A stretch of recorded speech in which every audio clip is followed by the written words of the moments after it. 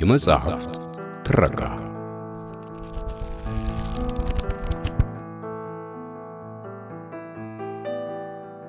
ጠላፊ ደራሲ ቶማስ ዋልሽ በሌተና ኮሎኔል ጌታቸው መኮንን ሐሰን የተተረጎመ በትረካቲው ተዘጋጅቶ የቀረበ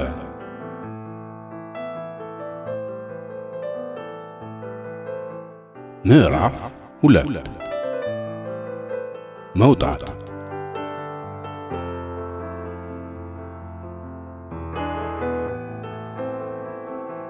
እንዲያ በማለቴ ነገሩን ሁሉ አከሸፍኩት። እኔ ስለኮራሁባቸውም ወሽመጣቸው ተቆረጠ። በዚህም ማለትም የእነሱን ወሽመጥ ለመቁረጥ በመቻሌ እርካታ አገኘሁበት። በእርግጥ ያደረግኩት ጥረት ሁሉ ከንቱ ነበር። እንዳውም ፖልኪንስኪ ጌጣጌጦቹ ከኔ ጋር እንዳሉ አድርገው በመገመታቸውና በመቁጠራቸው በኔ ላይ ይፈርዱብኝ ጀመር። እርሳቸውም ቢሆኑ ይህንን ጉዳይ በተጨባጭ ሁኔታ አምነውበት ወይም በበቂ ማስረጃ አረጋግጠውት ሳይሆን ሌሎቹ በመሰላቸውና በገመቱት መሰረት ስለነገሯቸውና ይህንኑ በመቀበላቸው ብቻ ነበር። ስለሆነም እኔ በጉዳዩ ላይ ሆን ብዬ ድርቅ ያልኩባቸው መስሏቸው አሳልፈው ሰጡኝ። በዚያን ምክንያት የመድን ድርጅቱ ጌጣጌጦቹን እኔ እንደሰረቅኳቸው በመቁጠር በእኔ ላይ ክስ መሰረተ። የዚህ ክስ በእኔ ላይ መመስረት ለሄንሲ እንደ ትልቅ ድል ተቆጥሮ አቅበጠበጠው። ወትሮውንም የኔን ውድቀትና መወንጀል ሆን ብሎ የሚከታተለውና የሚፈልገው ስለነበር በዚህም አኳያ መጠቃቴን ስለሚመኝ በሽጉጡ ምክንያት እንዲመሰረትብኝ ያስደረገውን ክስ አክርሮ ያዘው። በሽጉጡ በኩል የተመሰረተውን ክስ ልክ እሱ እንደተመኘው ተሳካለት። ሄነሲ ከየትኛው የድርጅቱ ኃላፊ ጋር እንደሆነ ባላውቅም ብቻ ከአንዱ ጋር በማበር ነገሮቹን ሁሉ አወሳሰባቸው። በዚህም የተነሳ ሆን ብሎ ጨካኝና የማያመዛዝን ዳኛ ጋር እንድቀርብ በተጠነሰሰው ሴራ መሰረት ቀረብኩኝ። በችሎትም ሄነሲ ሽጉጡን በሚመለከት የተለየ ታሪክና ሁኔታ አቀረበብኝ። እኔም ክሱ የተመሰረተብኝ በሐሰት መሆኑን በማስረዳት የመቃወሚያ ቃሌን በዝርዝር አቀረብኩ። የተመሰረተውም ክስ ማስረጃ አልባ መሆኑን እንዲታወቅልኝ ወተወትኩ። ግን ማን ተቀብሎኝ? መቼም ከሁለታችን የማንኛችን ቃል ተሰሚነት እንዳለው ለመለየት የሚያዳግት አይደለም። በምንም አይነት የኔ የሚክናልቲ የግድግዳ ቦርዳሹና ወመኔው ቃል ተቀባይነት ሊኖረው እንደማይችል ወትሮውንም የታወቀ ነው። ይህ ሁሉ ደግሞ ሊሆን የቻለው ሌሎችም ምክንያቶች ታክለውበት ነበር። በመጀመሪያ ደረጃ በነበረኝ መጥፎ ሪከርድ ሲሆን ይህም ጥርጣሬውን አጉልቶታል። በሁለተኛ ደረጃ ደግሞ በፍርድ ቤት ሕጋዊ ፈቃድ የሌለው ሽጉጥ እጅ ከፍንጅ ተገኝቶበታል ስለተባልኩ ነበር። በእነዚህ ሁሉ ምክንያት ተሳቦ የ2 ዓመት ጽኑ እስራት ተፈረደብኝ። ይህ ሁሉ ርጅብኝና ግፍ አላግባብ በእኔ ላይ ሲረባረብና ሲደርስብኝ ግን ወንድሜ ሮበርት ሊያውቅ እንደማይችልና እንደማይደርስልኝ ገብቶኛል። በመሆኑም ችግሬን እንደማንም ጥርሴን ነክሼ ራሴው በራሴው መቋቋም ነበረብኝ። በዚያን ጊዜ ማለትም ሰኞ ወይም ማክሰኞ ምናልባት ወንድሜ ሮበርት ወደ አውሮፓ ሊበር ይችል ይሆናል የሚል ግምት ነበረኝ። ባለቤቱ ሜግም እሱ ከሌለ 2 ሕፃናት ይዛ ወደ ትውልድ ሀገሯ ወደ ፍሎሪዳ ወርዳ ይሆናል የሚልም ግምት አደረብኝ። እነሱም በእኔና በሮበርት መካከል ያለውን የግንኙነት ሁኔታም ሆነ በእኔና በእርሱ ላይ የተፈጸመውን ሊያውቁ እንደማይችሉ ገባኝ። ግን ቢያውቁስ ምን ማድረግ ይቻላቸዋል? በዚህም ሁሉ የተነሳ የግል ጠበቃዬን ገዝቼ እኔ በዝምታ ሁኔታውን ለመከታተል ወሰንኩ። ከወንድሜ ከሻለቃ ሮበርት ሚክናልቲ የዩናይትድ ስቴትስ አየር ኃይል ባልደረባም ጋር ስለኔ ሁኔታ ሊያነብ የሚችል ሁሉ ሊያገናኘኝ እንደማይችል ገባኝ። በዚህ አይነት ሁኔታ ከጎኔ ማንም ሰው እንደሌለ አወቅኩ። በእርግጥ ገና ሕፃናት በነበርንበት ጊዜ ለእኔና ለሮበርት የነበረን አንድ አጎታችን ፓዲ ብቻ ነበር። እርሱም ሕይወቱ ካለፈ ብዙ ዓመታት አልፈውታል። ስለሆነም በጋዜጣ የወጣውን የሚያረጋግጥልኝ ማንም ሰው ስላልነበር ለእኔም ቢሆን ለጊዜው ምንም አማራጭ አላገኘሁም። በእኔም ላይ በተመሠረቱት 2 ክሶች ምክንያት ግምትና ክብር ሊሰጠኝ የሚችል ሰው አልነበረም። እኔን ለመሰለው ግድግዳ ቦርዳሽ ሰው ማንም ደንታ አልነበረውም። ካቲ ግን አንድም ዕለት አልተነጠለችኝም። እርሷ እኔን የግድ የሙጥኝ ብላ የመቆየቷንና እንዲህ የመሆኗን ጉዳይ ይህን ያህል የምጠብቀው ስላልነበረ ምኞቴም አልነበረም። እንዲያውም በታሰርኩበት እስር ቤት ባሉት ቀጫጭን ጠንካራ ብረቶች መካከል እርሷን አሾልኬ ሳያት ይሰማኝ የነበረው የመንፈስ ሽብር ቀላል አልነበረም። በእውነቱ ይህ ሁኔታ ከመጠን በላይ አሰቃይቶኛል። ለካቲ በጻፍኩላት ደብዳቤም የደረሰብኝን ግፍ፣ ሄነሲ እኔን በሐሰት አስወንጅሎ ለማሰቃየት ሲል ያጠመደብኝን የወጥመድ ሁኔታ ሁሉ እርሷ እንኳን ብታምነኝ ብዬ ገልጬላታለሁ። በዚያው ደብዳቤም ከእርሷ በዚህ አይነት ሁኔታ በድንገት በመለየቴ ምክንያት የደረሰብኝን የመንፈስ መረበሽና ይህም ምንኛ እንዳሰቃየኝ ጽፌላታለሁ። በዚያች የተረገመች ዕለት ምሽትም ለመጋባት የተገባባነው ቃል ኪዳንም እኔ ከእስር ቤት እንደወጣ የምንፈጽመው መሆናችንን እያባበልኩ ቃል ገባሁላት።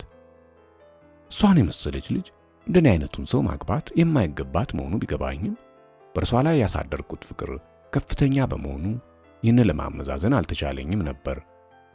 የኔ ተቀናቃኞች ከዚህ የበለጠ ሴራ በእኔ ላይ በመጠንሰስ ለሶስተኛ ጊዜ እኔን ከማሳሰር ወደ ኋላ እንደማይሉና እርሷም ከኔ ጋር ያላትን ግንኙነት አቁማ ከሌላ ይመጥናታል ከሚሉት ሰው ጋር እንድትቆራኝ ከማድረግ ወደ ኋላ የማይሉ መሆናቸው ገባኝ። በዚያው በደብዳቤ ለካቲ ሄነሲ ሽጉጡን ከቤቴ በመትከል የፈጸመብኝን አሻጥርና ግፍ በዝርዝር አስረድቻት ስለነበር ምን ያህል አባቷን ለማሳመን ጥረት እንዳደረገች አላውቅም። በእርግጥ አባቷ ወትሮውንም ክፉኛ ጠምደውኝ ስለነበር በቀላል የሚመለሱ ሰው አይነት አይመስሉም። ሽማግሌው እንደዚያ ሊጠምዱኝ የቻሉት ያው ቀደም ብዬ በፈጸምኳቸው ወንጀሎች ምክንያትና ልጃቸውን ያታለልኩባቸው ስለመሰላቸው ነበር። የካቲ አባት የሄነሲን ድርጊት ተጠራጥረውት ስለነበር ፍርድ ቤት ቀርበው የምስክርነት ቃላቸውን ሲሰጡ ሄነሲ ሽጉጡን በእጁ ይዞ ከባኞ ቤት ወደ ነበርንበት ክፍል መምጣቱን ብቻ መሰከሩ። ያም ቢሆን የመሰከሩት በዓይናቸው ያዩትን ብቻ ነበር። ይህ ሁሉ ተደርጎም ከእስር ነፃ አልሆንኩም። እኔም የተፈጸሙትን ሁኔታዎች ረጋ ባለ መንፈስ ከመረመርኳቸውና ካመዛዘንኳቸው በኋላ በእኔና በአባቷ መካከል በተፈጠረው መቃቃር እርሷ እንዳትበሳጭና ከባሰ ችግር ላይ እንዳትወድቅ ስል እኔ ከታሰርኩበት እስር ቤት ድረስ እየተመላለሰች እንዳትጠይቀኝ በመጨረሻ በጻፍኩላት ደብዳቤ ገለጽኩላት። ከዚያም ወዲያ ሌላ ደብዳቤ ለእርሷ ላለመጻፍ ወሰንኩ። በበኩሌ ይህንን ያደረግኩት ንጹሕ ሥራ ሰርቼ ለመገላገል ስል ነበር። ዋና ዓላማዬም በእርሷና በእኔ መካከል ያለውን ግንኙነት ለማቋረጥ ሲሆን ይህ ይሳካልኛል ብዬ ተስፋ ባደርግም እንደተመኘሁት አልተሳካልኝም። በተለይ እኔ ተበደልኩ። በዚህና በመሳሰሉት ሐሳቦች በጭንቀት በመሰቃየቴ ማታ ማታ መብራቱን ሲያጠፉት ለመተኛት ብጥርምና ከመጥፋቱም በፊት ተጋድሜ ያገኘሁትን ነገር ለማንበብ ሞክርም አንዳቸውም አልተሳኩልኝም። በመጨረሻም ሁልጊዜ ማታ ማታ በሐሳብ ባህር ዘፈቅ ጀመር። በተለይ ካቲ ባቀረብኩላት የጋብቻ ጥያቄ የተነሳ በኩራትና በደስታ ተውጣ ያሳየችኝ ፈገግታ ከፊቴ ድቅን እያለብኝ ይረብሸኝ ገባ።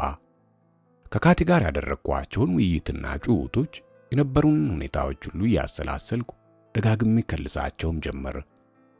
በእርግጥ እኔ የወሰድኩት እርምጃ የሚረባና የሚደገፍ አልነበረም።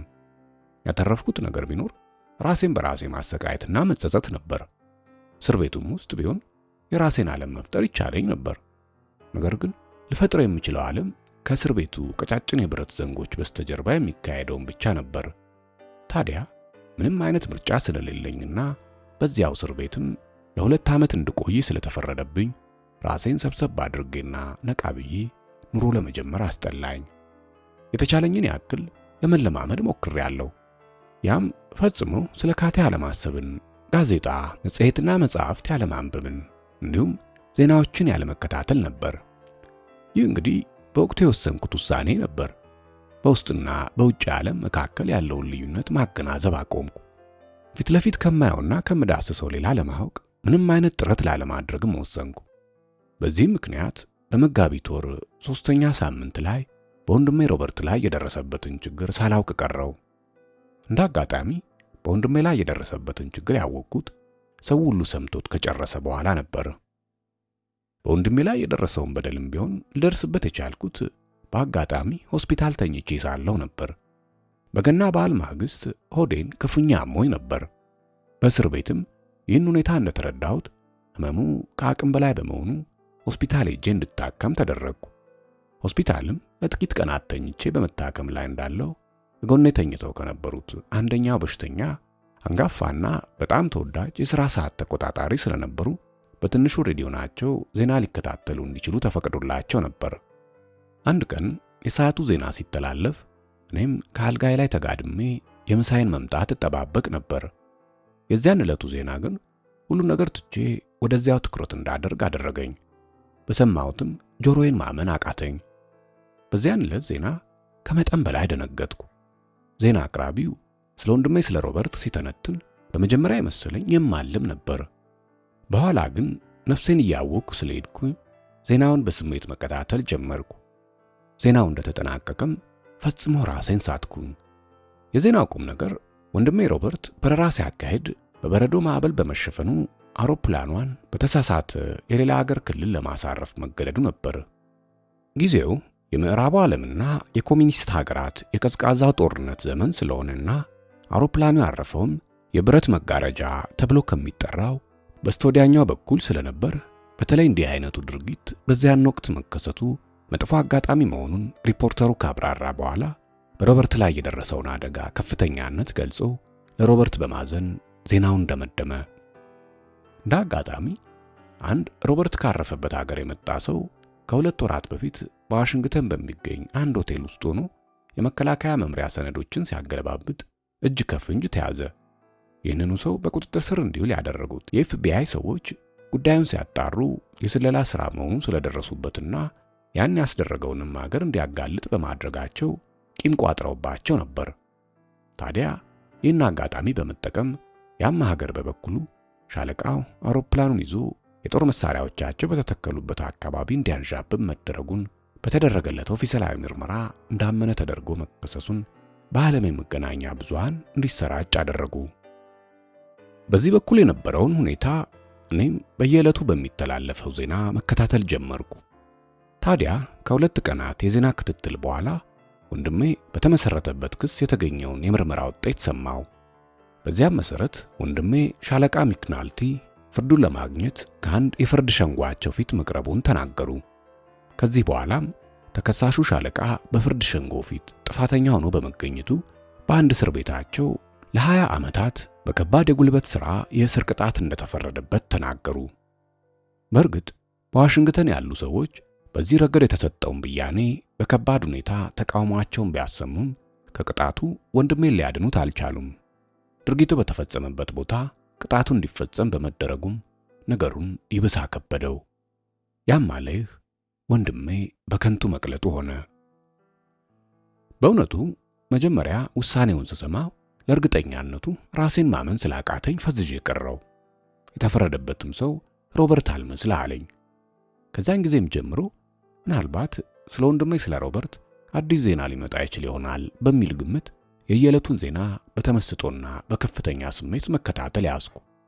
ነገር ግን ስለ ሮበርት ምንም አይነት ዜና አልነበረም። ታዲያ ራሴ በፈጠርኩት ስሜት ወንድሜን ሮበርትን ካለበት ቦታ ጠልፈው ወደ ተፈረደበት ቦታ ሲያጓጉዙት ታየኝ። የምራቸውም ዕድሜ ልኩን የከባድ ሥራ እስረኛ ለማድረግ እንደወሰኑበትም በግልጽ ተሰማኝ። እርሱም ከመጠን በላይ ከሚወዳቸው ባለቤቱና ልጆቹ ተለይቶ ለ20 ዓመታት መኖር እንደማይቻለው የታወቀ ነበር። በተለይ ከማይወዳቸውና ቋንቋቸውንም ከማያውቀው ሰዎች ጋር መታሰሩ ራሱ የ5 ዓመት ዕድሜ እንኳን ሊሰጠው አይችልም። ሌላው ቀርቶ የተወሰነበትን በልዩ ተአምር እንኳን ሊወጣው ቢችልም የሚጠብቀው ደግሞ አስከፊና አስቀያሚ ሁኔታ መሆኑ ይታወቃል። ያም ባለቤቱ ሜግ ባዳውና ልትታይ የምትችል መሆኑ ሁኔታ ነው። ልጆቹም ትላልቆች ሆነው ስለሚጠብቁት ከሕይወት ዋነኛውን ነገር እንደማያጣ አያጠራጥርም። ነገሩን ለማንሳት ብጠላውም አንድ ልናገር የምፈልገው ነገር አለኝ። እኔ ስለ ራሴ እንደማስታውሰው ከሆነ ምንም ቢበድሉኝና የፈለገው አይነት ብስጭት ቢደርስብኝም አልቅሼ አላውቅም ነበር። የወንድሜን የሮበርትን ሁኔታ ከሰማ በኋላ ግን የሆስፒታሉ መብራት ከጠፋ በኋላ ስቅስቅ ብዬ አለቀስኩ። አለቃቀሴም ልክ ጡጦ እንደሚፈልግ ሕፃን ልጅ አይነት ነበር። ራሴ ማለትም ኤዲ ሚክናልቲ ምን አይነት ሰው እንደሆንኩ በሚገባ አውቃለሁ። ምን አይነቱ ቅጣት እንደሚገባኝም አውቃለሁ። ነገር ግን ወንድሜ ሮበርት ብቻውን እዛ የደረሰበትን ችግር ካለማንም ረዳት ሲጋተረውና ማንም ረዳት የሌለው መሆኑን ሳስብ በጣም ቆጠቆጠኝ። ከሌሊቱ በ9 ሰዓት ላይ ከተኛሁበት ተነስቼ ወደ ሽንት ቤትም ሄድኩኝ። እዚያም በቤት ማሞቂያው ጎን ቁጭ ብዬ ሲጋራዬን አቀጣጥዬ ያጨስኩ ስለ ሜግና ልጆቿ ሁኔታ አስብ ጀመር። ድሮ ከአጎታችን ከፓዲ ጋር ሆነን ያሳለፍናቸው እጅግ የሚያስደስቱት የገና ዋዜማዎች ሁሉ ትዝ አሉኝ። በዚያንም ጊዜ ሮበርት ከሚያጠራቅመው ገንዘብ እመኘ የነበረውን ዕቃ እንደ ስጦታ ሲገዛልኝ፣ እኔ ግን አስቤ 10 ሳንቲም የሚያወጣ የኮሚክ መጽሐፍ እንኳን ገዝቼለት አላውቅም ነበር። ከሮበርት ጋር ያደረግናቸውና ያጋጠሙን ነገሮች ሁሉ እያሰብኩም እተክዝ ጀመር። ሮበርት ከተወለደ ጊዜ ጀምሮ እኔ ሆኜ የማላውቀውን አይነት ኮስታራ፣ ጨዋና ቁም ነገረኛ ሰው ነበር። ከሁሉም በላይ ልረሳ ያልቻልኩትና በጣም ትዝ ያለኝ ከዚያ የመኪናው አደጋ በኋላ ቤተሰቡ ማለትም አክስቶቻችንና አጎቶቻችን በሙሉ ተሰብስበው ምን ሊያደርጉልን እንደሚገባ ለመወሰን መጠራራታቸው ነበር። በስብሰባውም በአደጋው ምክንያት እናትና አባታችን ስለሞቱብን ሌላ የቅርብ ተከታታይ ከሰብሳቢዎቹ የቀረበ ስለሌለ በእኛ በኩል ያለውን ችግር እንዴት ሊወጡት እንደሚችሉ ተወያዩ። የዚያን ወቅት እኔ በጣም ልጅ ነበርኩ። ሮበርትም የኔ ታናሽ በመሆኑ ይህ የሚታወቀው አይመስለኝም። ታዲያ እነርሱ ያደርጉት በነበረው ውይይት እኛ የምንለው አንዳች ነገር አልነበረም። ብቻ እነርሱ የተባባሉትን ካገባደዱ በኋላ በማግስቱ አንዲት በጀርሲ ውስጥ ወደምትገኝ የዶሮ እርባታ እርሻ እንደምንሄድ አወቅን። ሁሉም አስመሳዮች እኛን ከነርሱ ትከሻ ለማውረድ ብቻ ሲሉ አጎታችን ዊሊና አክስታችን ኮራ ለወደፊት እንደሚራሩልን አድርገው አስወሩ።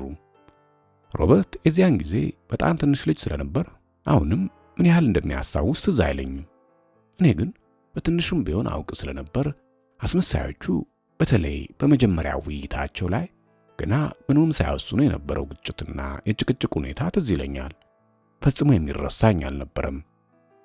በእኛ ምክንያት ሲያደርጉት የነበረውን ጭቅጭቅ ሁሉ በሚገባ አስታውሳለሁ። አንዱ ለሌላው ሲወረውሩና ሲጣሉብን ሁሉ መለከት ነበር። በመጨረሻ አስመሳዮቹ ትልቅ ቤት ካላት አክስታችን ላይ ጣሉን። እርሷንም ሊያሳምኗት የቻሉት ለድርጅታቸው ተጨማሪ እጅ ለማግኘት እንደቻሉ አድርገው ነበር። በዚህ አይነት ሁኔታ ሲዋሉብንና ሲጣጣሉን እንደነበር አስታውሳለሁ። በፍጹም ይህ ሁኔታ አይረሳኝም። ገና እርሻ ውስጥ ከመድረሳችን አጎት ዊሊ ያልተከናወኑ ስራዎችን እየቆጠረና እየደረደረ በቀበቶ ይሸለቅቀኝና ይደበድበኝ ነበር። ስራዎቹም ቢሆኑ በእውነቱ በሕፃን ልጅ አቅም የሚከናወኑ አልነበሩም። ስራውም በ3ና በ4 ሺህ ለሚቆጠሩ ዶሮዎች ቤት ማጽዳት፣ ምግብ ማቅረብና የመሳሰሉትን ሁሉ የሚያጠቃልል በመሆኑ ከመጀመሪያውኑ ጀምሮ ሽማግሌው ሊያጠቃኝ ሲመጣ ግብ ገጠምኩት።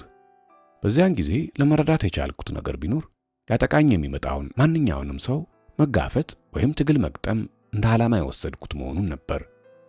ታዲያ እርሱም እኔ ሊረግጠኝ ሲመጣ በእርግጫ አድርጌ ስለገፈጠርኩት ከመጠን በላይ ተናዶ እንደ እብድ አደረገው። ሽማግሌው ግን በመጨከን በአክስታችን ኮራ ፊት ልክ እንደ አንድ የማይረባ የዱር አውሬ አይነት ልቤ እስኪጠፋ ገረፈኝ። እርሷም የማልታዘዝና ውለታ ቢስ መሆኔን በመጥቀስ ጮኸችብኝ። ከዚያም ለአንድ የካቶሊክ ወጣት ጥፋተኞችን ማረሚያ ማዕከል እኔን ልካ ሮበርትን እንደምታስቀረው ትዝትብኝ ጀመር። እንደምገምተው ወንድሜ ሮበርት በዚያን ጊዜ ይህን ያህል ነፍስ ያላወቀና ትንሽ ልጅ የነበረ ቢሆንም በእኔ ላይ በደረሰው ጥቃት ምክንያት አንድ ጥሩ ሐሳብ ባያፈልቅ ኖሮ በቀጥታ አክስቴ የዛተችብኝን ተግባራዊ ለማድረግ ቆርጣ ተነስታ ነበር።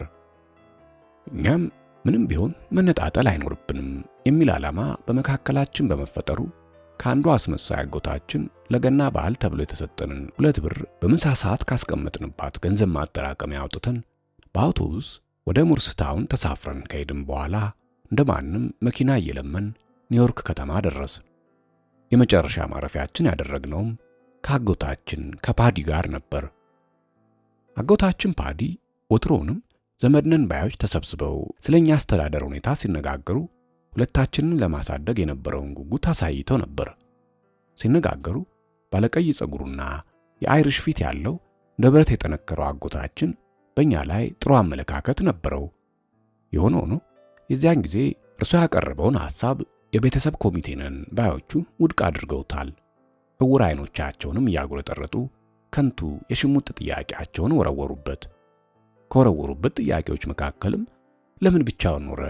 በሌክሲንግተን ጎዳና የምድር ውስጥ ባቡር ሹፌር ሆኖ እያለ በአካባቢው በሚገኙ መጠጥ ቤቶች በተለይ በዕለተ ቅዳሜ ሌሊቱን ሳይሰራ እየተዘዋወረ ያለ ልክ በመጠጣት ገንዘቡን ለዚህም ለዚያም የሚበትን ሰካራምና ባካኝ በመሆኑ ለኃላፊነት አይበቃም የሚሉ ነበሩ። በተለይ ሰካራምነቱን ደጋግመው በመጥቀስ እኛ በእርሱ ኃላፊነት ስር ልንሰጥ እንደማይገባ ከፍተኛ ተቃውሞ ከዘመድ አዝማድ ሁሉ ቀርቦበታል። በመጨረሻም አጎታችን ፓዲ ያለውን ቢልም እኛን ማሳደግ እንደሌለበት የቤተሰቡ ኮሚቴ ያለ አንዳች ተቃውሞ አጸደቀው። አጎታችን ፓዲ በሌሎቹ ዘመዶቻችን ፊት ይህን ያህል የተጠላና ኃላፊነት መሸከም እንደማይችል አይነት ሰው ሆኖ ተቆጥሯል። የዚያን ጊዜ በእኔ በኩል ሁኔታው ሊገባኝ ባይችልም ለእኔና ለሮበርት ግን ከሌሎቹ አቃቂር አውጪዎች ዘመዶቻችን በበለጠ ሁኔታ እጁን ዘርግቶ በሩን ከፍቶ በዚያች ብርዳማ የጥር ወር የተቀበለን ሰው ቢኖር እርሱ ብቻ ነበር። አጎታችን ቤት እንደደረስ በብርድ መንዘፍዘፋችንን ከተመለከተ በኋላ ለአንድ አዋቂ ሰው የሚመጥነውን ያክል ብራንዲ እንድንጠጣ ከሰጠን በኋላ ከመኖሪያ አፓርታማው ስር ወደሚገኘው የአንድ አይሁዳዊ ሱቅ በደረጃው በመውረድ ያለ የሌለ ምርጥና ጣፋጭ ምግብ ገዛዝቶ ሆዳችን እስኪሞላ ድረስ አበላን። በዚያ ሁኔታ ላይ እንዳለን አጎታችን ዊሊ በማግስቱ እሳት ጎርሶ እሳት ለብሶ ያለንበት ድረስ መጣብን። በለመደውም አፉ አገር ጤና ነው ብሎ ሲቧርቅብንና በተለይ እኔን ሰይጣን ወጣት በማለት ሲደበድበኝ እንዲሁም ወደ ካቶሊክ የወጣት ጥፋተኞች ማረሚያ ማዕከል ሁለታችንንም እንደሚያስገባ አድርጎ ሲዝትብን አጎቴ ፓዲ ደርሶ አስጣለን። አጎቴ ፓዲ በነገሩ በጣም በመገረምና ንዴትም ስለተናነቀው ሽማግሌ አጎታችንን ከጉሮሮ ላይ አንቆ ካስጣለም በኋላ በግርፋት የተገሸለጠውን ጀርባዬን አሳየው። ከዚያም በልጅ አቅሜ በደረሰብኝ ጥቃት ማት ካወረደበት በኋላ ያለአንዳች ይሉኝታና ክብር እየገፈታተረ በሩን አስወጥቶ ደረጃውን እንዲወርድ አድርጎ እያዋከበ ከቤቱ ርቆ እስኪሄድ ድረስ በዓይኑ ሸኘው። በአጎታችን ዊሊ በደረሰው ሁኔታ ምክንያት ከዚያች ቀን በኋላ አንዳችም ቁም ነገር የማይፈይዱት ጨካኝና አስመሳይ ዘመዶቻችን ሁሉ ከአጎታችን ቤት ዝር አይሉም ነበር። የኛንም ጉዳይ እርግፍ አድርገው ተውት። በእነርሱ ቤትማ በእኛ መጥፎ ድርጊት ላለመወንጀል እጃቸውን ተጣጠቡ። እኛም ወንድማማቾቹ በሦስተኛው ወራ ጎዳና በምትገኘው ጠባቧ የአጎታችን ፓዲ የኪራይ አፓርታማ ውስጥ ተቀምጠን የሰላምና የደስታ ኑሮ እንመራ ጀመር። ሮበርት ትምህርቱን አጠናቆ በአየር ኃይል እስከተመለመለ ድረስ ያች ቤት እውነተኛ መኖሪያ ቤታችን ነበረች። በእርግጥ በእኔና በሮበርት መካከል ከፍተኛ ልዩነት ነበር። ያም ሮበርት ሕይወቱን በየትኛው አቅጣጫ መምራት እንደሚችል ጠንቅቆ ያውቅ ስለነበር ሲሆን እኔ ደግሞ ለዚህ ምንም እቅድ አልነበረኝም። ስለሆነም ሮበርት አውሮፕላን መንዳት ተማረ። የኔ ጉዳይ ባይነሳ ይሻላል። በጣም አስቸጋሪ ነበርኩ። በዚህም ምክንያት የተከሰተ ልዩ ታሪክ አለኝ። በዚያን ጊዜ የአካባቢው ነዋሪዎች ልጆቻቸውን ስነ ስርዓት የሚያስይዟቸውና የሚቆጣጠሯቸው ኮስታራ መኮንኖችን እየከፈሉ በማሰራት ነበር። እኔ ግን ለነዚያ ስነ ስርዓት አስከባሪ መኮንኖች እንኳን የማልበገር ተማሪ ነበርኩ። በትምህርትም ቢሆን መኮንኖችን በመፍራት የምሻሻል ወይንም እነ ሮበርት ሆኑ ሌሎች ልጆች ለማዕረግ እንደሚያደርጉት የምሯሯጥ አልነበርኩም። በዚህ አይነት ሁኔታ አድጌ የጎረመስኩ ስሄድ አንድ የአጎቴ ጓደኛ በአንድ የህንፃ ሥራ ተቋራጭ ድርጅት ውስጥ ሥራ ሲያዘኝ። ሥራውንም በጣም ወደድኩት። ግን በዚያ ልክ ደግሞ ጥጋቤ የሚቻል አልሆነም።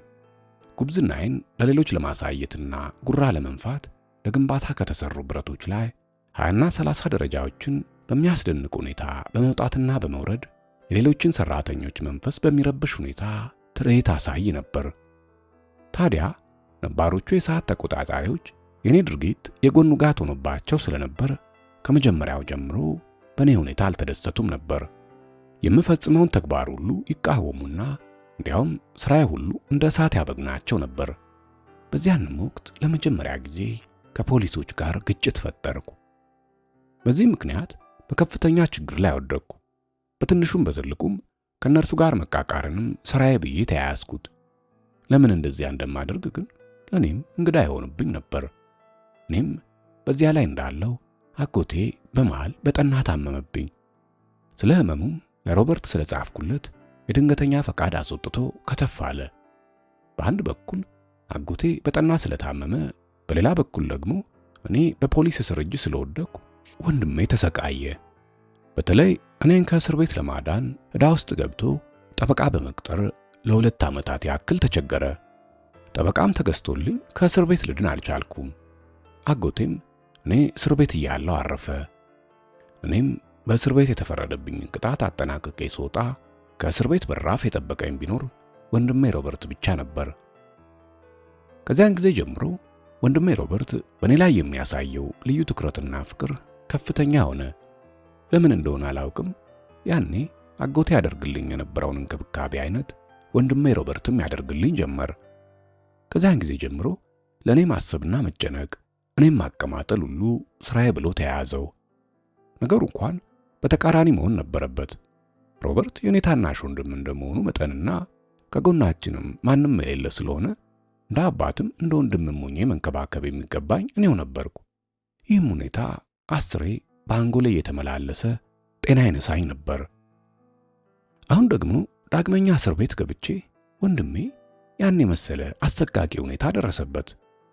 ይህ ናላይም በጠበጠው። ከእንግዲህ ወንድሜ ሮበርት እንደ ወትሮው ሊደርስልኝ አይችልም። እርሱም ካለኔ ማንም ስለሌለው የሚደርስለት የለም። ታዲያ ይህን ሳወጣና ሳወርድ ከፍተኛ የመንፈስ ሽብር ደረሰብኝ። ከሆስፒታሉ መናፈሻ ሆኜም ወንድሜን ከዚህ ማት እንዴት አድርጌ ማውጣት እንደሚቻለኝ በጥብቅ አሰብኩበት። በአንጎሌም መፍትሄ ሰጪ ሐሳብ ማፍለቅ ስላልተቻለኝ ጭንቅላቴን ከግድግዳ ጋር አላትመው ጀመር። መፍትሄ ያለው ሐሳብ ያፈልቅ ይመስል። በሁለተኛውም ቀን ይህንኑ አውጣና አውርድ ጀመር። የመጣልኝ ሐሳብ ግን ጠቃሚ መስሎ ስላልታየኝ ተውኩት።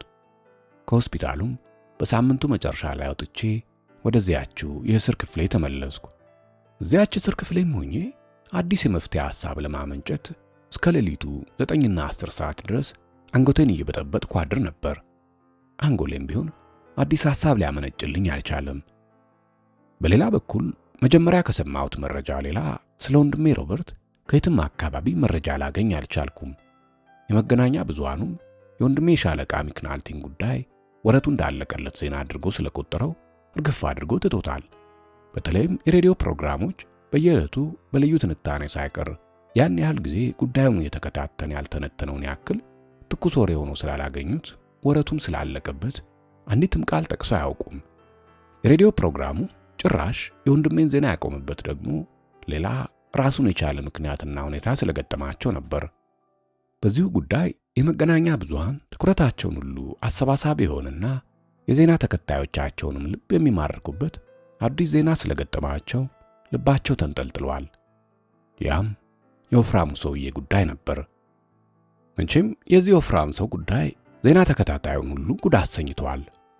ይኸው የተባለለትና ገኖ የሚነገርለት ወፍራም ሰው ሮበርት ተይዞ በሚገኝበት አገር የታወቀ ሰው ነው። እንዲያውም በዚያ አገር ወይ ጠቅላይ ሚኒስትር ነው ወይንም ከዚያም በላይ ሳይሆን አይቀርም።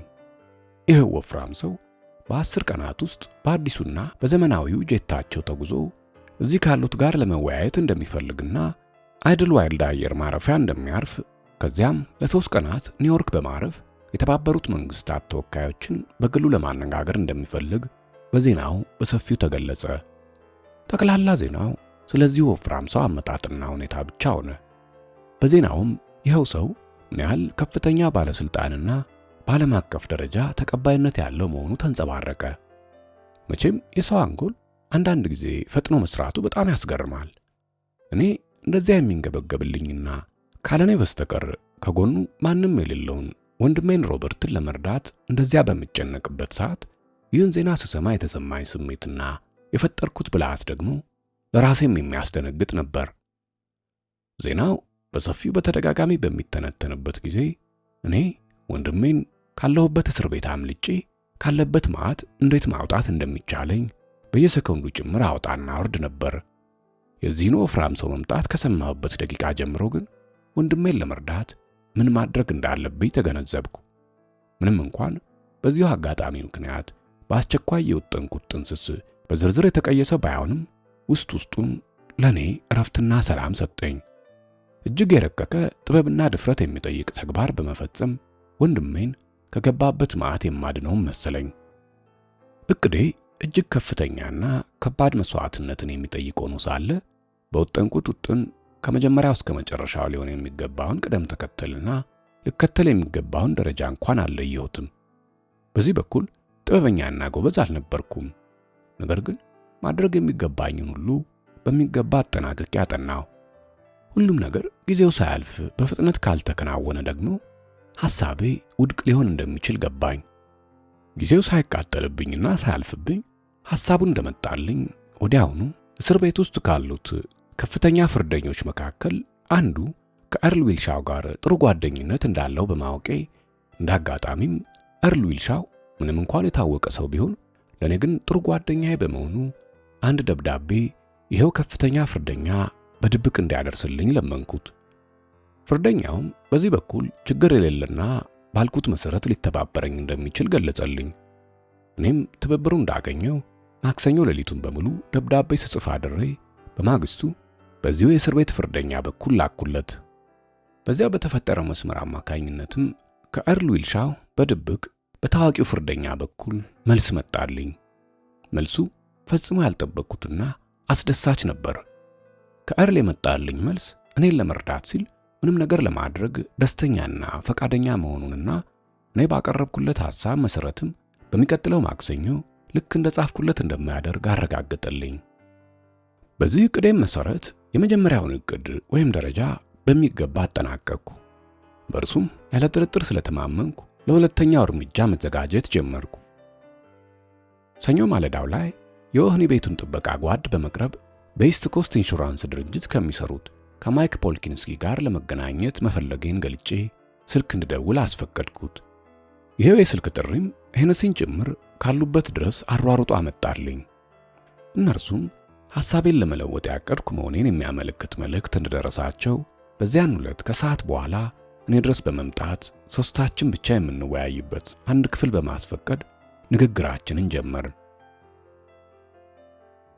ፖልኪንስኪ እኔን ገና ሲያዩኝ ባልጠበቅኩት መንገድ የማክበርና ልክ እንደ ሰለጠነች የቤት ውሻ ከኔ ጋር የመቀራረብን ስሜት ፈጥረው አገኘኋቸው።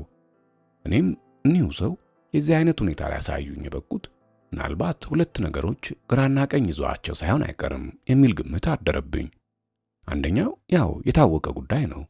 ይኸውም ልጃቸውን ካቲን ከዚህ ውዝግብ ውጭ ልትሆን ትችል ዘንድ እኔም በበኩሌ በተግባር በመጣሬ ይህንኑ ሐሳቤን በማድነቃቸው ይሆናል የሚል ግምት ሲሆን፣ ሁለተኛው ደግሞ ሄነሲ እኔን ወደ ወህኒ ለማውረድ ሲል በሽጉጥ የተጫወተውን ሚና ክፉኛ በመጠራጠራቸውና ባለማመናቸው በዚህ ያላቸውን አዘኔታ ለመግለጽ ሲሉ ይሆናል የሚል ግምት ነበር። ሄነሲም ያው እንደለመደው ፊቱን ማኮሳተርና መገለማመጡን ባይተውም ባደረግነው የቃል ልውውጥ አለቅጥ ደስታ ተሰምቶት ነበር። በደንብ አድርጎ ልኬ እንዳስጨረሰኝና በቁጥጥሩ ስር እንዳደረገኝ በመጨረሻም ድል እንዳደረገ ስለገመተ በእኔ ላይ ያለውን አቀራረብም ባልጠበቅኩት ሁኔታ አሳመረ። ሄነሲ ብቻችንን መቅረታችንን ሲያውቅ ታዲያስ ምነው የተነካ ትመስላለህ? ይህን ያህል አመድ ቡን እስኪል ድረስ ገረጣ። በጣም የደከምክም ትመስላለህ። ምን ነካ? ኧረ ለመሆኑ እኛን ለማየት የፈለግከው ለምንድን ነው? ባለፈው ጊዜ ስንገናኝ በደንብ እንደማስታውሰው እዚህ መኖርን ያፈቀርከው ይመስል ያለቅጥ አፍ ለቆብህ ነበር። የግዴለሽነትንም ሁኔታ አሳይተሃል። ምነው በደንብ አልያዙም እንዴ ሌባው? ወይንስ ተባባሪዎቹ ሁሉ የሆነ ቤት ዘበኞቹን በደንብ አላጠገቧቸውም? አለኝ። ፖልኪንስኪ ይህን ሲሰሙ ምነው አፍህን ብትዘጋ በማለት ክፉኛ ተቆጡት። ቀጥለውም ስማ ሄነሲ፣ ልጁ እንደሆነ ከመጠን በላይ አዝሟል። ከፍተኛ የመንፈስ መረበሽም ደርሶበታል። በዚህ ሁኔታ የተዳከመ ሰው ላይ መጮህ አግባብ አይደለም። አሁንም ሄነሲ ይህን አጓጉል ማንቧረቅህንና መቀላመድህን አቁም በማለት ገሰጹት። እኔም አይ ፖልኪንስኪ ግድ የለም፣ እርሱ ለሚያደርገው ሁሉ ይህን ያህል ቦታ አይስጡት። ከኔ አንድ ሰው አንድ ነገር ለማግኘት ሲፈልግ ምን እንደሚያደርግ ይገባኛል። ይህንን ለማመዛዘን የሚችል ጥሩ አንጎል ሰጥቶኛል። በእኔ በኩል የምትፈልጉትን ግን አደርግላችኋለሁ በማለት ፊት ለፊት እንደተቀመጡ ኮስታራና ለዘብተኛ በመምሰል ተመለከትኳቸው። ከዚያም ከሁለት ወራት በፊት ከኔ ጋር አንድ ዋጋ ያለው ስምምነት ለመድረስ ሞክራችሁ ነበር። የሆነ ሁሉ የራሴ ጥፋት መሆኑን በሚገባ አውቃለሁ። ብቻዬን አነክቷለሁ የሚልም ጤናማ ያልሆነ ሐሳብ ይዞኝ ነበር በማለት ወንጀሉን እንደሰራውና እንደተጸጸትኩ አድርጌ አስተጋባውላቸው። እኔ በተናገርኩት ቃል ሄነሲ ከልክ ያለፈ ስለረካ ሲጋራውን ከኪሱ አውጥቶ ለራሱ ከማቀጣጠሉ በፊት እኔም አንድ እንዳጤስ ጋበዘኝ። እኛም እኮ አሁንም እንድትተባበረን እየጣርን ነው አይደለም እንዴ? በማለት በሐሳቤ መስማማቱን ሄነሲ ገለጸልኝ። ቀጠል በማድረግም በጓደኝነት አመለካከትና በተረጋጋ መንፈስ ነገር ግን አንድ ነገር ብታዳምጠን መልካም ነው፣ በእርግጥ ለእኛ እውነተኛ ልብህን ትሰጠናለህ ብለው ጠየቀኝ። እኔም ወትሮውንም ያመቻቸዋቸው ለዓላማዬ በመሆኑ እንዴታ ምን ማለታችሁ ነው? ለመሆኑ ለምን እንድትመጡልኝ ያደረግኩና ልብን የምሰጣችሁና እናንተንም የምቀበላችሁ ካሰባችሁት በላይ ነው። ለክፉም ለደጉም ግን በመጀመሪያ ደረጃ ከዚህ በፊት ያቀረባችሁልኝን ስምምነት አሁንም ክፍት መሆኑና አለመሆኑን ብትገልጹልኝ እወዳለሁ በማለት ጠየቅኳቸው። ሁለቱም ደስ በሚል ስሜትና ፈገግታ ከተያዩ በኋላ ፖልኪንስኪ ተመቻችተው በመቀመጥ አትኩረው ተመለከቱኝ። ለጥቂት ጊዜ ካቅማሙ በኋላ እንጃ ምናልባትም ሁሉም ነገር በአንዳንድ ነገሮች ላይ የተወሰነ በመሆኑ ይህን በሚመለከት በቀላሉ መናገር ያስቸግራል። መስማማታችን ካልቀረ ደግሞ ያኔ እንደጀመርነው ውለታን በውለታ ለማጣጣት መሞከር ነው በማለት አስተያየታቸውን ሰጡ። እኔም ሆን ብዬ ድምፄን ዝቅ በማድረግ እንግዲህ እንሲ የጠፋውን ዕቃችሁን አገኛችሁ፣ ታዲያ ከወር በኋላ ልታስለቅቁኝ ነው አይደለም? እንደዛ ነው ስምምነታችን አልኳቸው። በጣም ለመውጣት የቸኮልኩና የጨነቀኝ መስዬ ታየው። በእውነቱ ስሜትም አልሰጠኝ። ስሜት ሊሰጠኝ ያልቻለበት ምክንያትም ጃክ ሄነሲ የፈለገውን ያክል ቃል ቢገባም ቃሉን ሊጠብቅ የማይችልና ውሸታም መሆኑን አሳምሬ ስለማወቅ ነበር። እንዳልኩትም አደረገ። ቀኝ እጁን በልቡ ላይ በማስደገፍ ካስቀመጠ በኋላም አስተያየቱ በጣም የሚያስደንቅ ነበር። በወር ውስጥ በማለት ጥያቄውን ደገመልኝ።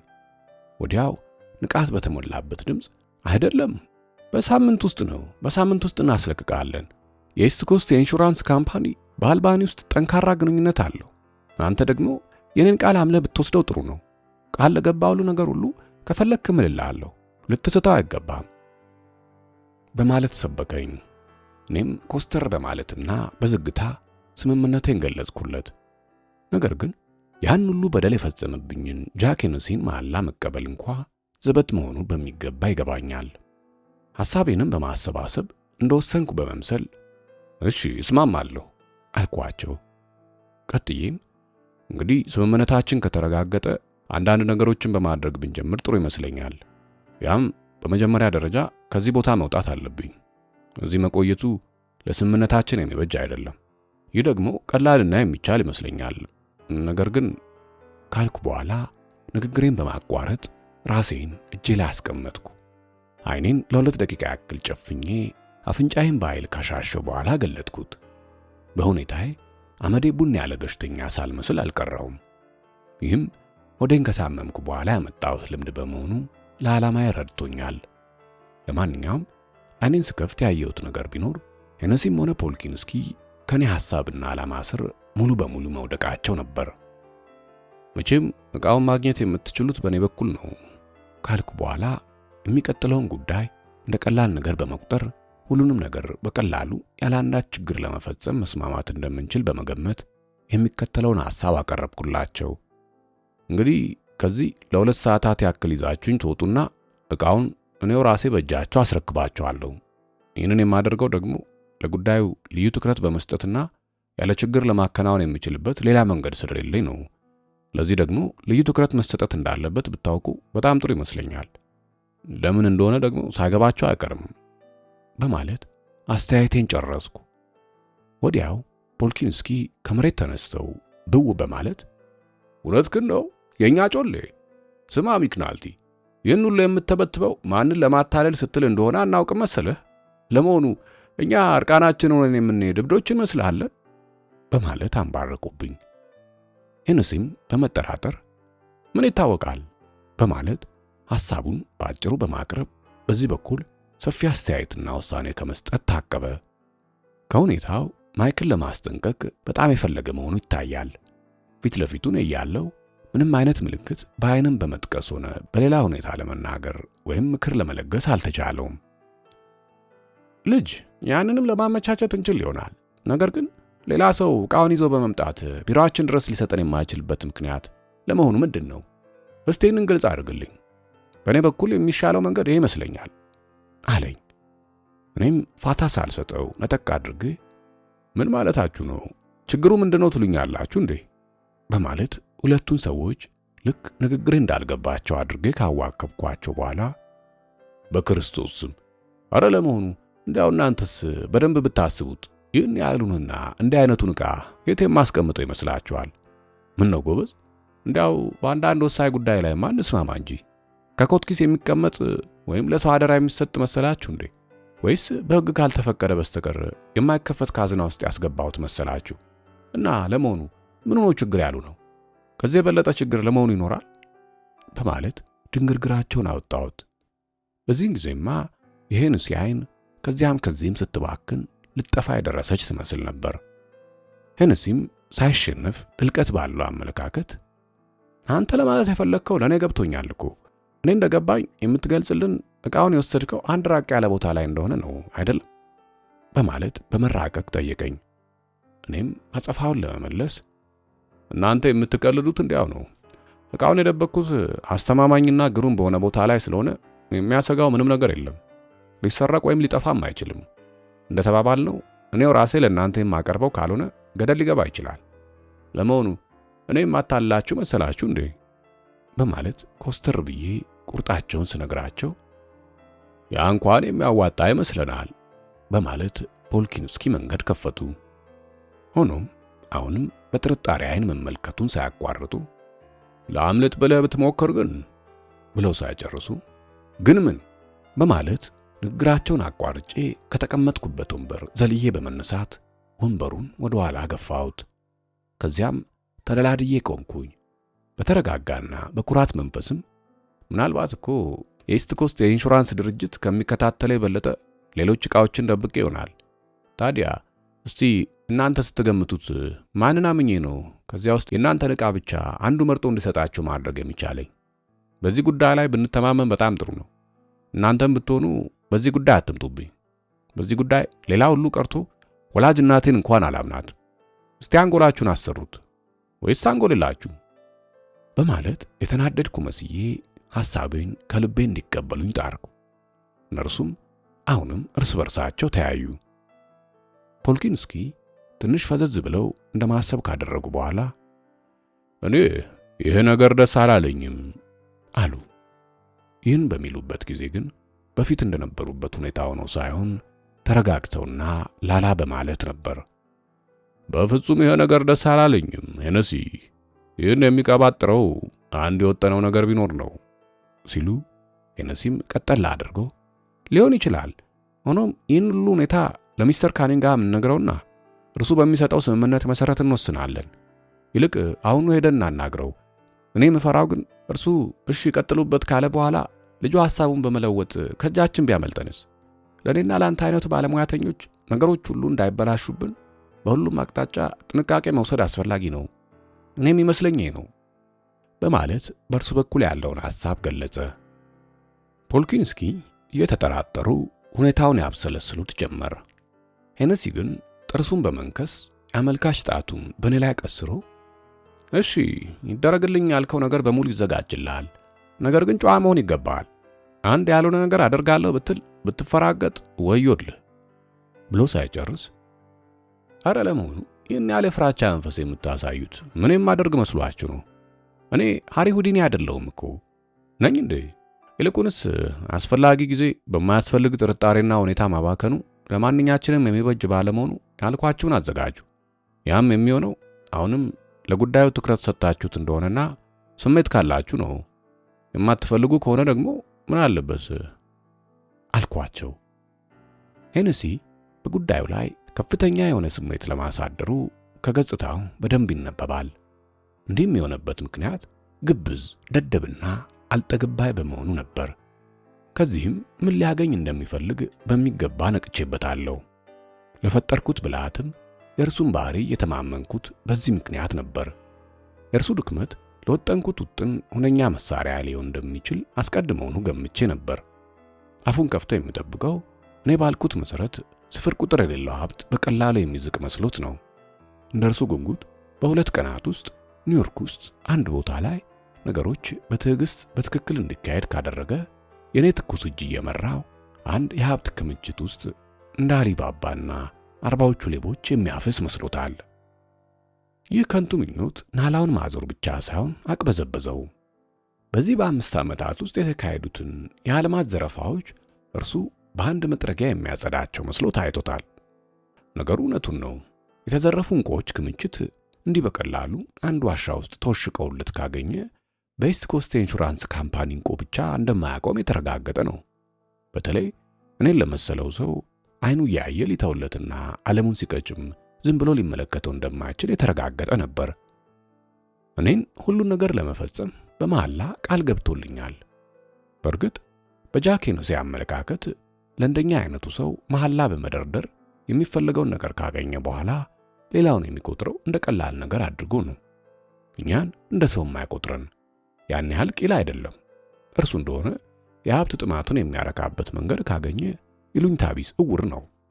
እኛን የመሳሰሉትን ሰዎችንማ እንደ ዕቃ እንኳን አይቆጥረንም።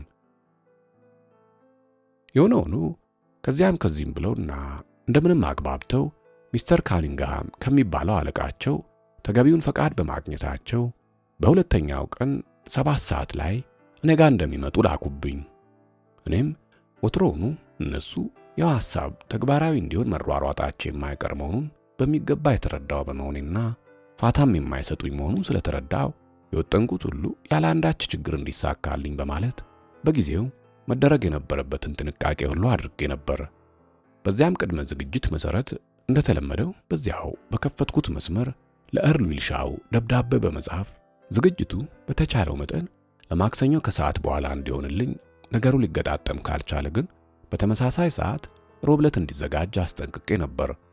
እነርሱም ለኔ ምንም ፋታ ሳይሰጡ ከእስር ቤት ለማውጣት ለወህኒ ቤቱ ኃላፊዎች የሆነ ምክንያት ሰጥተውና ለማስመሰልም አንዳንድ መረጃዎች አያይዘው በማቅረብ ለተጨማሪ ምርመራ እንደምፈለግ በማስመሰል ከእስር ቤቱ ይዘውኝ ወጡ።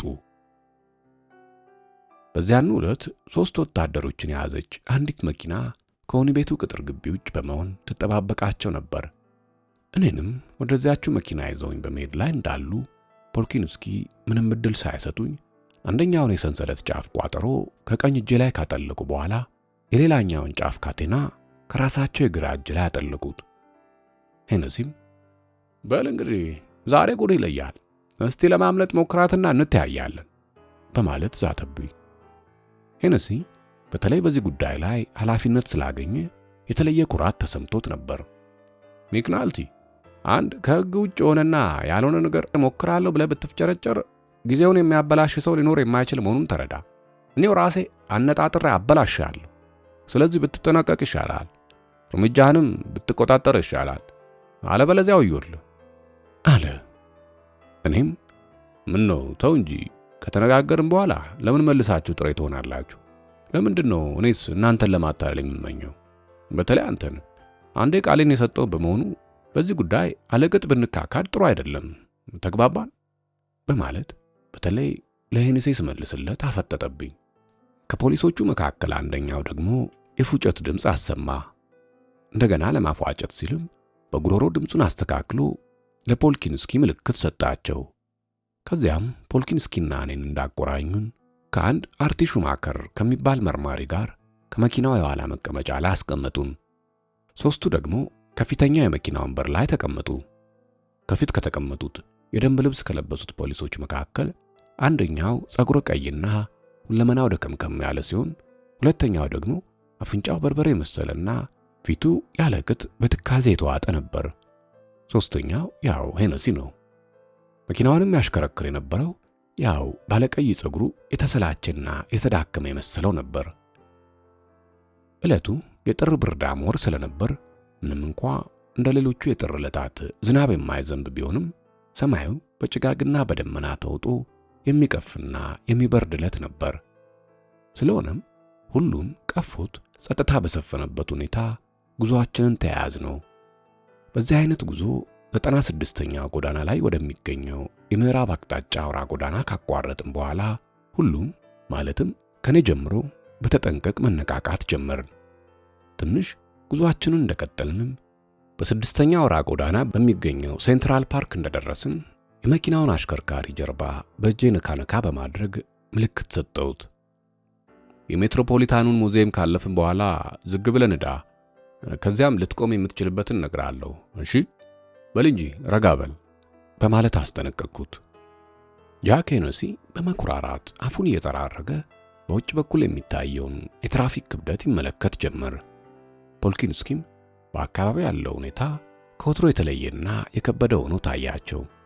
እርሳቸውም ሁለታችን የተቆራኘንበትን ሰንሰለት በሚገባ መያያዙን እንደገና ካረጋገጡ በኋላ ሲጋራቸውን ከአፋቸው አውጥተው በመስኮቱ በኩል ወረወሩት። በዚህ አይነት ሁኔታ የሜትሮፖሊታን ሙዚየሙን አለፍን። ሌሎች 2 ቤቶችን ካለፍን በኋላም ለኤርል ዊልሻ ያመለከትኩት ቦታ ገና ሳንደርስ በሉ ጎበዝ፣ እዚህ ላይ ይበቃል፣ አውቶቡስ ማቆሚያ አጠገብ አቁሙ አልኩኝ። መኪናውንም ያሽከረክር የነበረው ልክ እኔ በነገርኩት መሰረት አቆመ። ሄነሲና ከፊተኛ ወንበር ላይ ተቀምጦ የነበረው የደንብ ልብስ ለባሽ ፖሊስ ከመኪናው ወርደው አካባቢውን በቅልጥፍና ሁኔታ ቃኙ። እነርሱም አካባቢው አስጊ አለመሆኑን አረጋገጡ።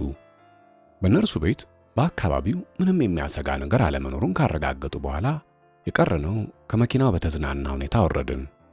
እነርሱ እንደሆነ ለቅዱስ ቫሌንሺያ ዕለት መስዋዕት አለመቅረባቸው በሚገባ አረጋግጠዋል። ሹፌሩ ግን የወረደው የተሽከርካሪዋን ቁልፍ መኪናዋ ላይ እንደተው ነበር። ይህንንም በሚገባ ተመለከትኩ። ይህም አጋጣሚ በጣም አስደሰተኝ። ሌላ ያስደሰተኝ የፖሊሶቹ ነገር ቢኖር በሚያደርጉት ነገር ሁሉ የመዘነጥና የመኩራራታቸው ሁኔታ ነበር። ይህም ምን ያህል ብርቱ ጥንቃቄ ለማድረግ እንቅፋት መሆኑን ወትሮውንም አውቀዋለሁ። በዚህ አይነት ሁኔታ ከመኪናው ከወረድን በኋላ ማይክ ፖልኪንስኪ እሺ አሁንስ በማለት በትህትና ጠየቁኝ። እኔም ራሴን በአዎንታ መልክ በማነቃነቅ ወደ መናፈሻው አጥር አመለከትኩ። አሁንም ከፖልኪንስኪ ጋር በሰንሰለት እንደተሳሰርን በመሆኑ አርቲሹ መከር አጅቦን እየተጓተትን ካመለከትኳቸው በኋላ ካሰብኩበት ቦታ ድረስ ሄድን። ከቦታው እንደደረስንም በአንድ ጎኔ ጃክ ሄነሲ፣ በሌላው ጎኔ ደግሞ ባለቀዩ አፍንጫ ፖሊስ ከበቡኝ። ባለቀይ ጸጉሩ ፖሊስ ደግሞ እንደ ተጠባባቂ የተያዘ ሳይሆን አይቀርም። እርሱም ከፖሊሱ መኪና ትንሽ ፈቅ ብሎ በሚገኘው መሸጋገሪያ ላይ ቆሞ በአምስተኛ ጎዳና ላይ ያለውን የትራፊክ ሂደት በተጠንቀቅ ይጠባበቅ ጀመር።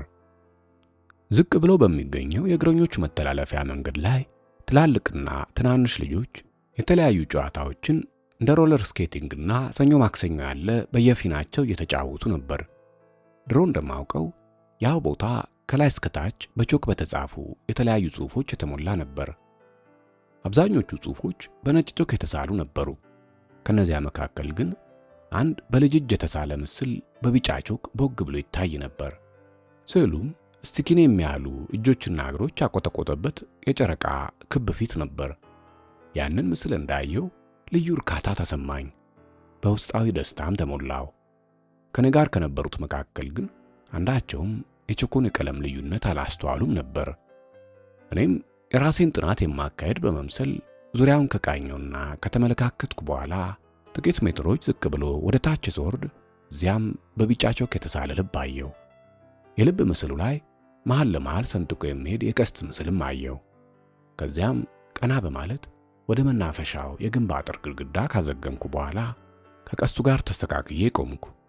ሌሎቹም የኔን አቋቋም ሁኔታ ተመልክተው በያሉበት ቀጥ ብለው ቆሙ።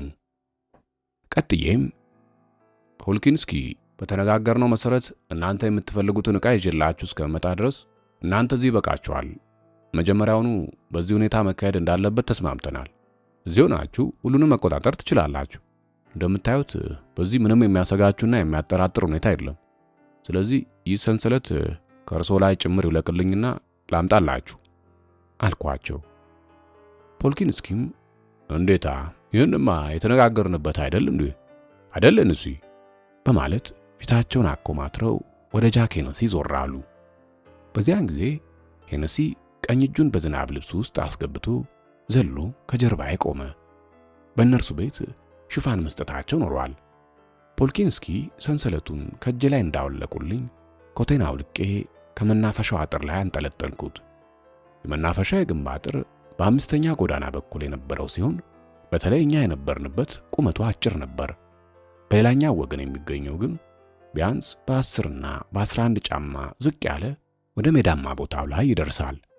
ከዚያም ሆኖ ጠመዝማዛ መንገድ እንዳለ ይታያል። ባለንበት በጠመዝማዛው መንገድ መሃል ርቀት ላይ የእንጨት ቤት ይታይ ነበር። ያችን ቤት የመናፈሻ ቦታ ኃላፊዎች የእጅ መሳሪያዎችና ሌሎችም ቁሳቁሶች ማከማቻ በማድረግ ይጠቀሙባት ነበር። ይቺው ቤት ከድሯ ሁኔታ ምንም ለውጥ አላሳየችም።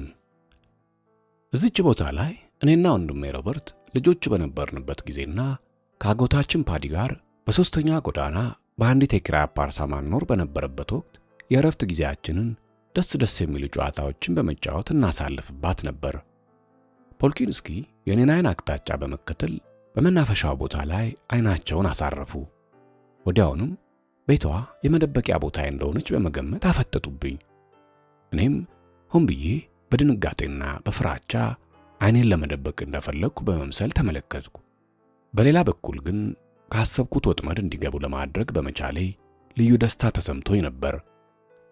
ፖልኪንስኪ በመኮሳተር ለካ ያኖረዋል፣ እዛ ውስጥ ነው፣ እዛ ቤት ውስጥ በማለት ሲጠይቁኝ ልክ ስሰርቅ እጅ ከፍንጅ የተያዝኩ ይመስል ድንጋጤ በተሞላበት አኳኋን ከተመለከትኳቸው በኋላ ያ እንኳን የራሴ ጉዳይ ነው፣ ማንንም የሚያገባ አይደለም። ምናልባት እዚያ ሊኖር ወይም ላይኖር ይችላል። ፖልኪንስኪ ደረቅ ግምት ሊኖረው አይገባም። ለማንኛውም እዚያች ቤት ውስጥ ለ5 ደቂቃዎች ያክል ገብቼ እንደወጣ ስለምፈልግ እናንተ በበኩላችሁ ቤቱን እኔ ከመግባቴ በፊት መፈተሽ ትችላላችሁ። እኔም ከገባ በኋላ ልትፈትሹ ትችላላችሁ። ስለዚህ ቀልጠፍ ብላችሁ ብቻዬን ለ5 ደቂቃ ተሰጥቶኝ እዚያች ቤት ውስጥ እንድቆይ ይፈልጋለሁ። ካልሆነ ግን ስምምነታችን ሁሉ ዋጋ ቢስ ይሆናል በማለት እያጓጓ አስፈራራዋቸው። ፖልኪንስኪ ይህን እንደሰሙ ከንፈራቸውን ከመጠጡ በኋላ ሁለቱን መርማሪዎች ነጠላ አድርገው ወደ ጎን ከወሰዷቸው በኋላ ምክክራቸውን ጀመሩ። ከዚያም ዝቅ ባለ ድምፅ እያንሾካሾኩ እኔን ብቻዬን ወደዚያችው ቤት ሲለቁኝ ያልታሰበ ችግር እንዳልፈጥር መውሰድ የሚገባቸውን ጥንቃቄ በሰፊ መወያየት ጀመሩ። ቤቷም የተቀመጠችው ከአውላላ ሜዳ ላይ መሃል ለመሃል ከመሆኑ ሌላ ዙሪያዋ ምንም መከላከያና መደበቂያ የሌላት በመሆኑ ቤቷ ውስጥ ከለቀቁኝ በኋላ ድንገት ተፈትልኬ ለማምለጥ በሞክር ያለ አንዳች ርኅራኄ በእኔ ላይ ለመተኮስ ስምምነት አደረጉ። ይህን ደግሞ ተግባራዊ ለማድረግ በቤቷ ሁለት ጎን 2 ሰዎችን ማቆም እንዳለባቸውና በቅድሚያ ግን እኔን በደንብ መፈተሽ፣ ከዚያም ራሳቸው ቤቲቱን በመፈተሽ የተደበቀ የጦር መሳሪያ ወይም እኔ ድጋፍ ለመስጠት የተዘጋጁ ሰዎች እንዳሉ ማረጋገጥ እንዳለባቸው ተነጋገሩ። ሁላቸውም እንዲህ አይነቱን ጥንቃቄ በመውሰዱ ላይ በመስማማታቸውና ጥንቃቄውንም በእነርሱ አኳኋን በሚገባ በማጠናቀቃቸው እኔን ወደ ቤቷ ብቻዬን መልቀቅ ምንም ሊጠቅመኝ እንደማይችልና እነርሱን ደግሞ የዚህ ሁኔታ ምንም ሊጎዳቸው እንደማይችል ስለተረዱ እኔን ያለ አንዳች ጥርጣሬ ለመልቀቅና ያልኳቸውን ሁሉ ለመፈጸም ተስማሙ። ፖልኪንስኪም ፊታቸውን ከወትሮ በባሰ ሁኔታ በማኮሳተር ቀና ካሉ በኋላ ለጃኬንሲ ራሳቸውን በማነቃነቅ ምልክት ሰጥተው እንግዲህ ተጠንቅቀ ጠብቀው፣ ለአንድም ደቂቃ አይንህን ከእርሱ ትኩረት ላይ እንዳትነቅል። እኔና አርቲ ቤቱን ለመመልከት እንወርዳለን። እናንተ ሁለታችሁ ደግሞ እኛ ምልክት እስከምንሰጣችሁ ድረስ ከጎኑ እንዳትለዩ። ተግባባን? በማለት ትዕዛዙን አስተላለፉ። ሄነሲም እሺ ሁሉንም ተረድቻለሁ፣ እናንተም ብትሆኑ ያለ ስጋት ፍተሻችሁን ደህና አድርጋችሁ አካሂዱ፣ ይህ አይደል የሚፈለገው በማለት መለሰላቸው። ፖልኪንስኪ ያን ካሉ በኋላ በአጥሩ ላይ በመዝለል አርቲን አስከትለው በመናፈሻ ስፍራ ወደምትገኘው ቤት ጉዟቸውን ቀጠሉ። ጃኬንሲም ወደ እኔ ተጠጋ። ባለቀይ ጸጉሩ የደንብ ልብስ ለባሽ ፖሊስም ከነበረበት ቦታ ላይ ሆኖ የፖሊሷን መኪናና የትራፊኩን እንቅስቃሴ ይከታተል ጀመር። ባለቀይ አፍንጫ ደግሞ ከግራዬ በኩል ሆነ። እኔም ሲጋራዬን አቀጣጥዬ በግዴለሽነት አይነት አቦነው ጀመር። ደንታቢስነትም ተሰማኝ። የአንዲት ወክ የሚባለውንም ዜማ በፉጨት በማዜም የመዝናናት ሁኔታ ሳይ ጀመር። ሁለቱ ሰዎች እመር እያሉ ሜዳው ላይ ወደምትገኘው ቤት አምርተው ከደረሱ በኋላም ወደ ውስጥ ገቡ። በጣም ከፍተኛ ፍተሻ ሳያደርጉ እንዳልቀሩ በደንብ ያስታውቃል። ይህ ለማለት የቻልኩት ደግሞ እዛች ጠባብ ቤት ገብተው ለብዙ ጊዜ በመቆየታቸው ነበር። እዚያችው ጠባብ ቤት 10 ደቂቃ ያክል ቆይተው ከፍተኛ ድል ያገኙ ይመስል የደስታና የእርካታ ገጽታ ይታይባቸው ነበር። እነርሱም እኛ ወደ እነሱ እንድንሄድ ምልክት አሳዩን። ሄነሲም በተሰጠው ምልክት በመደሰት ግሩም በማለት ሽጉጡን ከበስተጀርባ በመደገን በል ጎበዙ፣ ፖልኪንስኪ ያሳየው ምልክት አይተናል፣ እንሂዳ፣ እነርሱ እየጠበቁን እኮ ነው በማለት አሳሰበኝ። እኔም ለመሆኑ የሚቀድመው ማን ነው በማለት ጠየቅኩት። ፊቴንም ወደ ሜዳው አዙሬ በአትኩሮት እየተመለከትኩ የምንሄድበትን መንገድ በጥንቃቄ መለካ መሰልኩ። እርሱም አትለካ በማለት ካንባረቀብኝ በኋላ እርሱ በዚህ በኩል እኔ ደግሞ በዚያ በኩል ስለምንሆን ከደቂቃ ወደ ደቂቃ በተሸጋገርን ቁጥር ከቁጥራችን እየገባ በመሄድ ላይ መሆንን አትርሳ፣ እናም ምንም ነገር ባትሞክር ይሻላል በማለት አስጠነቀቀኝ። እኔም ከአጥሩ ላይ ተዛንፌ የተደገፍኩ በመሆኔ በድንገት የወደቅኩ በመምሰል እጄን በመዘርጋት የራሴ ሚዛን የጠበቅኩ መስዬ ተንደርድሬ ከቆምኩ በኋላ ለመሆኑ ምን አይነት ሙከራ ላደርግ የምችል ይመስላል አልኩት። እንዲያው ይህን ያደረግኩት ለማስመሰል ያክል እንጂ እኔ እንኳ ሚዛኔን አጥቼ ልውድቅ አልነበረም። ቦታውም ቢሆን ገና ልጅ ሆኜ ስጫወትበት የነበረና ስወጣውና ስወርዶ የነበረው በመሆኑ ፈጽሞ አልተረሳኝም።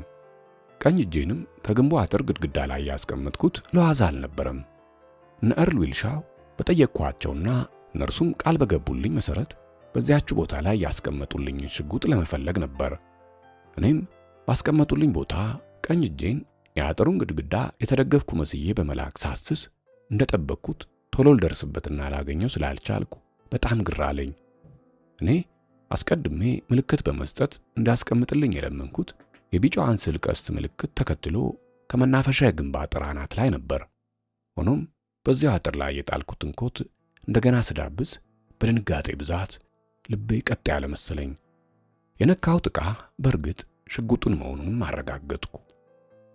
ሽጉጡ የተቀመጠው በጥንቃቄም ጭምር በመሆኑ በቀላሉ ቶሎ በዳበሳ ለማግኘት አስቸጋሪ ነበር። የተቀመጠው እንደ ከንፈር በተንጠለጠሉት የግንቡ አጥር የላይኛው ክፈፍ ላይ ሸጎጥ ብሎ ነበር። ሽጉጡ በወፍራም የካኪ ወረቀት ተጠቅልሏል። የመጠቅለያውም ወረቀት እንደ ግንቡ አጥር አይነት ቀለም ነበረው። ይህ ማንም በቀላሉ እንዳይደርስበት ተመሳስሎ ሆን ተብሎ የተዘጋጀ ነበር። ስለሆነም ማንኛቸውም በቀላሉ ሊለዩት አልቻሉም። በእውነቱ በዚህ በኩል ኤርል ዊልሻው ሌላ ዘዴ ሊፈጥር ቢቻለውም ምንም አይነት ልዩነት አይፈጥርም ነበር። እኔም ኮቴን በድንገት የወደቀብኝና የደከመኝ በማስመሰል ጣል አድርጌበት ስለነበር መርማሪዎቹም ከበታች ቆመው ስለነበር በምንም አይነት መንገድ ከኮቴ ስር የተወሸቀውን ሽጉጥ ለማየት አልተቻላቸውም ነበር። በቀኝ እጄ የተቀመጠልኝን ሽጉጥ ከያዝኩ በኋላ ቀስ ብዬ ሹልክ በማድረግና ኮቴን በላዩ ላይ ጣል በማድረግ ወደ እኔ ከበስተጀርባዬ ከነበረው የአጥር ግንብ ግድግዳ ማለትም እኔ ወዳለሁበት ግድግዳ አዞርኩት። ይህም እነ ፖልኪንስኪ ካሉበት ሆነው ያስኩትን እንዳያዩ ሲሆን በዚህ አይነት ሁኔታ ሆኜ ወደ ሄንሲ ዞርኩ። በዚህ ሁኔታ ላይ እንዳለው አንድ ተጨማሪ ጥያቄ ብጠይቅህ በማለት ሄንሲ ላይ አፈጠጥኩ። እኔም በዚህ አይነት ሁኔታ የታዘዝኩትን ሁሉ የሚቀበል መስል ነበር። እርሱም በል ለማንኛውም እዚያ ስንወርድ በማለት ፊት ለፊት ተፋጠጥን። ባለቀይ አፍንጫውም እንዲሁ ሽጉጡን አስተዋለ። ሄንሲም በአንድ ጊዜ አሞቱ ፈሶ በሽተኛ መሰለ። በዚህም ልቡ ከመጥፋቱ የተነሳ የተለያዩ ቀለማትን በገጽታው ያሳይ ጀመር። አረንጓዴና ቢጫ በመሆን እንደ ስስት ተቀያየረ። እንዲህ አይነቱን ሁኔታ እኔም በሆን በጽሑፍ አንብቤ እንደው እንጂ በእውን አይቼም አላውቅ። በዚህ አይነት ሁኔታ በተራይ እንደተጫወትኩባቸው ስለገባኝ በል ጎበዝ፣ እንግዲህ ጉድ ይለያል። አሁን በአስቸኳይ እጅን ከኪሱ ልቅ አርጋት በማለት ከሄንሲ ላይ የጠነሰስኩትን የንቀትና የጥላቻ ስሜት ሳልደብቅ ጮኩበት። ድምፄ ግን ስሜቴን ሙሉ በሙሉ በሚገልጽ ሁኔታ ስላልታዘዘልኝ ከመጠን በላይ በሸኩ። ወዲያውም ስማ፣ ሽጉጡን ደግሞ ባዶ አስቀር፣ አንተ ጨካኝ የዲያብሎስ ልጅ፣ አለዚያ ከኔና ካንተ ማንኛችን እንደምንፈነዳ ይታያል። እነዚህ በተለይ ካንተ ጋማ የምንተሳሰበው ሂሳብ አለ። እንደኔማ ከሆነ አሁኑ እንዲዋጣልን እፈልግ ነበር። ወኔ ካለ በል እንግዲህ ይለያል። ጠጋ በለኝ። እንግዲህ እኔ እናንተ የምንተናነቀው ወንድ ለወንድ ነው። ትክክለኛ ወንድ ማን እንደሆነ ግን ይለያል። የምቀልድ ደግሞ አይምሰልህ። በቂና ጥሩ ዝግጅት አለኝ በማለት በሽብር መድረሻ ሳጣሁት። ሄንሲ ለአንድ ሰከንድም ቢሆን በእርግጥ ዛቻዬን አልናቃትም። በጣም በሚያስጠላ ሁኔታና በከፍተኛ ችግር በሰጠው ትዕዛዝ መሰረት እጁን ከኪስ ውስጥ አወጣ። ሽጉጡንም በትዕዛዜ መሰረት ባዶ አደረገ። ይህን ሁሉ ጥንቃቄ የወሰድኩት ደግሞ ድንገት ነገሮች ሁሉ የተገላቢጦሽ ከሆኑብኝ የሚያደርገኝን ስለማውቅ ነበር። በእርሱ በኩል ሊኖረኝ የሚቻለው ማስተማመኛ ያው ትጥቁን ማስፈታት ነበር። ሜዳው ላይ ፈንጠር ብለው የሚገኙት ሁለቱ ሰዎች ደግሞ በእኛ መካከል በመካሄድ ላይ ያለውን ጉድ ፈጽመው አላስተዋሉም ነበር። በዚህ በኩል እንዲህ አይነት ሁኔታ ይኖራል ብለው አልተጠራጠሩም። እነርሱ የመሰላቸው የመናፈሻ ቦታውን አጥር ግድግዳ ተጠግተንና አጠገብ ላጠገብ ሆነን የምንወያይ ነበር። ከዚያም ሆነው እኛ ምን እንደምንሰራና ምን እንደምንባባል አልተገነዘቡም። ከሩቁም የፊታችንን ስሜት መለየት አልተቻላቸውም። ለሄንሲ በሰላማዊ መንገድ ጥያቄ የማቀርብለት መስሏቸው ስለነበር ፖልኪንስኪ ትዕግስት በማጣት ወደ እነርሱ እንድንቀርብ በድጋሚ እጃቸውን በማወዛወዝ ምልክት ሰጡ። እኔም ከጊዜው ጋር መጣደፍ ስለነበረብኝ ባለቀይ ጸጉሩን ማለትም መኪናዋንና የትራፊኩን ሁኔታ ይቆጣጠር የነበረውን የደንብ ልብስ ለባሽ ፖሊስ እንደ ሄንሲና ባለቀይ አፍንጫው በእጄ ውስጥ ማስገባት ነበረብኝ። ስማ፣ እዛ ያለውን ፖሊስ ቶሎ ጥራ። መኪናዋ አጠገብ ያለውን ማለት ነው። ለዚህ ደግሞ የምሰጥ 5 ሰከንድ ብቻ በመሆኑ ቶሎ ብትል ይሻላል። አለበለዚያ ልብ አድርግ፣ መቁጠሬ ነው። 1 2 3 በማለት በማንሾካሾክ ትዕዛዝ ሰጠሁት። ባለቀይ አፍንጫውም ነገሩ በደንብ ስለገባው በጣም ነቃ። ሚክላፍሊን ቻርሊ፣ አረ ሚክላፍሊን በማለት ትንፋሹ እስኪቋረጥበት ድረስ ተጣራ። መኪናው አጠገብ የነበረውን ፖሊስ በጥሪው መሰረት እየተንደረደረ ያለንበት ድረስ መጣ። ሽጉጤንም በእኔና በሄንሲ መካከል ስለሸሸኩት ለማየት አልቻለም ነበር። እኛም ጋር እንደደረሰ ወደ መጣበት ዞር በማለት መኪናዋን ተመለከተ። እኔም ይህን አጋጣሚ በመጠቀም በሽጉጤ ሰደፍ በስተጀርባው ጠበቅ አድርጌ ጆሮ ግንዱን ስለው ባለበት ተዘርሮ ውሃ ሆኖ ቀረ። ለሌሎቹም ጊዜ ሳልሰጥ ሽጉጤን አነጣጥሬባቸው ወደ መናፈሻው የግንብ አጥር በማመልከት በሉ አጥሩን ዝለሉት፣ ተናገርኩ፣ ይህን ቃል አልደግመውም፣ ዝለሉ ብያለሁ፣ ዝለሉ፣ አዎ ዝለሉ፣ በሉ ቶሎ በማለት በጥድፊያ ፋታ ነሳዋቸው። እነርሱም ስላዋከብኳቸው በትዕዛዜ መሰረት እንዲያውም ነፍሳቸውን ለማዳን እየተቻኮሉ በአጥሩ ላይ አድርገው ወደ ታች ዘለሉ። ሽጉጦቻቸውን የያዟቸው ለኔ ቅንጣት ያህል ስላላሳሰበኝ አልተጨነቅኩበትም ነበር። ለዚህ ደግሞ ተጨማሪ ምክንያት ነበረኝ። ይኸውም በመካከላችን ያለ የግንብ አጥር ግድግዳ በሚገባ ሊከለክለኝ ስለሚችል ነበር። ፖልኪንስኪና አርቴ ሹሜከር ሁኔታዎችን በሚገባ አስተውሎ ኖሮ ሽጉጦቻቸውን ደግነው እየተጫጫሁ ወደኛ መሮጥ ጀመሩ። እኔም ይህን ሁኔታ ስላየው ከግድግዳው ጀርባ በመደገፍ ተሸሸኳቸው። የእነርሱ እዚህ አይነት ጥድፊያና ልክ ወደ እኔ መምጣት ወይም መተኮስ ፈጽሞ ያሰጋኝም ነበር። ያ የተሸሸኩበት የግንብ አጥር ስለሚከልልልኝና ካሉበት አቅጣጫም ሆነው ለመተኮስ አመቺ ስላልሆነ ነበር። ወደ እኔ ለመጠጋት የሚያስችላቸውም አንዳች አቅጣጫ አልነበራቸውም። እነርሱም ነገሩ ወደ ኋላ በሚገባ ገባቸው መሰለኝ አልተኮሱብኝም። የሚተኩሱበት ዓላማም ሆነ ኢላማ አልነበራቸውም። በዚህ አይነት ሽብር ውጥንቅጣቸው እንደወጣ ከተደበቅኩበት ተነስቼ የፖሊሷ መኪና ወደ ቆመችበት ሮጥኩኝ። የመኪናዋ ሞተር ማስነሻ ቁልፍ መኪናዋ ላይ እንዳለች ቀድሞውኑ አስተውዬ ስለነበር ታክሲ መጥራት አላስፈልገኝም።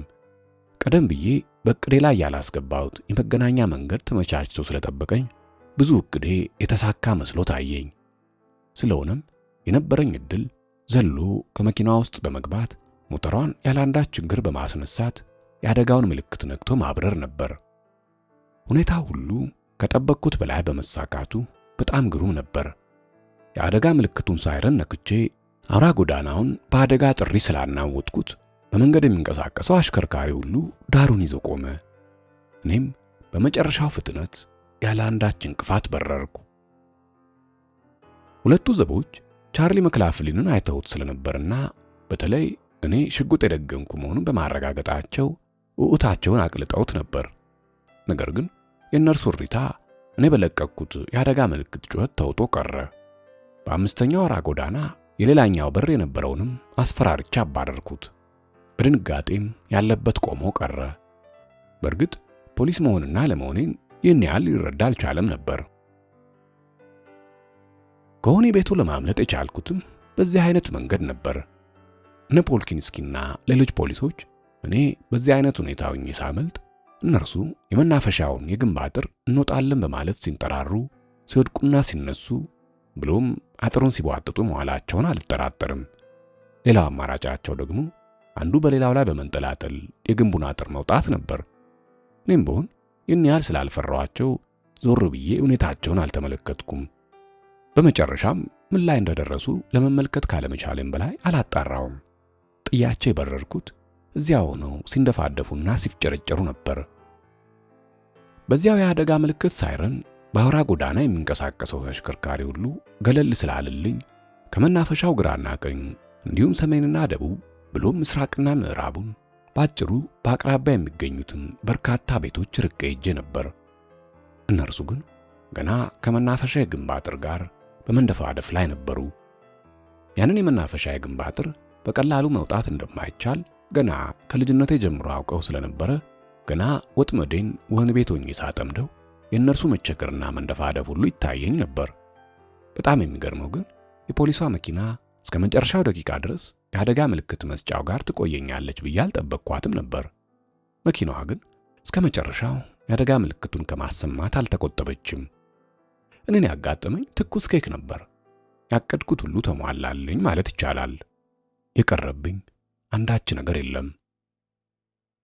በዚህ አይነት ሁኔታ እየበረርኩ በ85ኛ ጎዳና እንደደረስኩ ዞር አልኩኝ። የአደጋው ምልክትም አሁንም እየጮኸ ነበር። አንድ ነቃ ያለ የፖሊስ አባል ይህንኑ ከሩቅ ሰምቶ ኖሮ ወደ 3ኛ ጎዳና የሚወስደውን ማቋረጫ ነፃ አደረገልኝ። እኔም በሰላም ሳልፍ ላደረገልኝ ትብብር ያለብኝን ምስጋና እጄን በማወዛወዝ ስለገለጽኩለት 1-2 እርምጃ በኋላ ሄደታልና ሰላምታውን ሰጠኝ። ጥቂት ከተጓዝኩ በኋላም መኪናዋን አቁሜ ቁልፉን በመንቀል የቆሻሻ መውረጃ ቦይ ውስጥ ጣልኩባቸው። ይህንንም ያደረኩት በቶሎ እንደደረሱ ተሽከርካሪዋን እንዳያንቀሳቅሷትና የባሰ ድንግርግራቸው እንዲወጣ ለማድረግ ብዬ ነበር። ከዚያም በእግሬ ፈጠን ብዬ በመጓዝ በሚቀጥለው መጠምዘዣ ላይ ይጠብቀኝ ወደ ነበረው ወደ እርልዊልሻው አዲስ መኪና ውስጥ ገባው። በመጨረሻ ደስ የሚል ነፋስ ነፈሰልኝ። ከ5 ደቂቃ በኋላ በትራይቦሮ ድልድይ እየነዳን ተጓዝን። በ20 ደቂቃ ውስጥ ደግሞ በጥሩ ሁኔታና ያለ አንዳች ችግር መኪናችንን በአስቶሪያ የምድር ቤት ጋራዥ ውስጥ አቆም።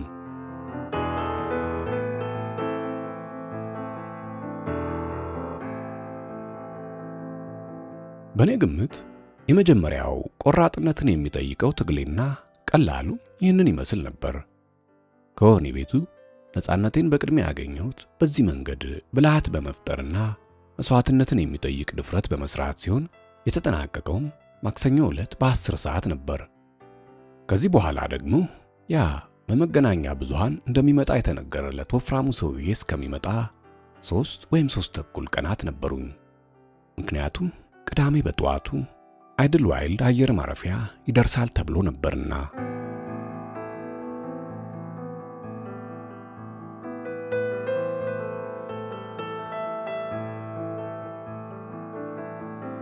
ጠላፊው ክፍል 3 ይቀጥላል። ላይክ፣ ሼር፣ ኮሜንትና ሰብስክራይብ ማድረግ አይረሳ።